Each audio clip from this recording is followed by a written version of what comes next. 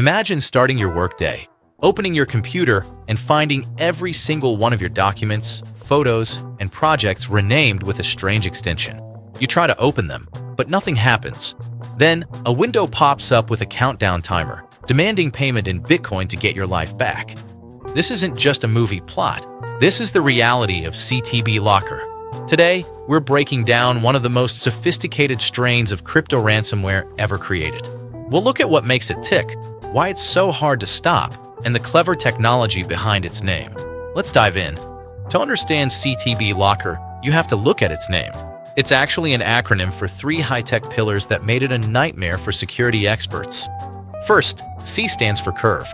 Most ransomware uses RSA encryption, but CTB Locker was a pioneer in using elliptic curve cryptography, specifically the curve 25519 algorithm. Because the keys are smaller than RSA but just as strong, the malware can encrypt your files incredibly fast without triggering your computer's heavy load alarms. It even creates a unique key for every single file it touches. T stands for Tor. To keep their location hidden, the hackers route all communication through the onion router or Tor.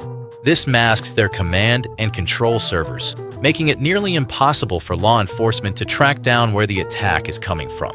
And B stands for Bitcoin. By demanding payment in Bitcoin, the attackers ensure the money trail goes cold. It's fast, global, and pseudo-anonymous. So, how does it actually get into your system? It almost always starts with social engineering. It usually arrives as a phishing email. You might get an email that looks like a legitimate invoice, a utility bill, or a fax message. Inside is a zip file. The moment you extract and run the file inside, the clock starts ticking. The malware quietly moves itself to your temp folder and sets a scheduled task to run every time you reboot. Then, it begins the silent scan. It looks for over 100 file types, Word docs, PDFs, spreadsheets, and even your Photoshop files. Once it finds them, it locks them behind that curve 25519 encryption and adds a random 7-character extension to the file name. What made CTB Locker particularly effective was its use of psychology. Once the encryption is done, a full-screen ransom note appears. To prove they aren't bluffing, the attackers offer a free test. They let you choose 5 random files to decrypt for free. It's a move designed to build trust, showing you that if you pay, you will get your data back. They also use a 96-hour countdown timer.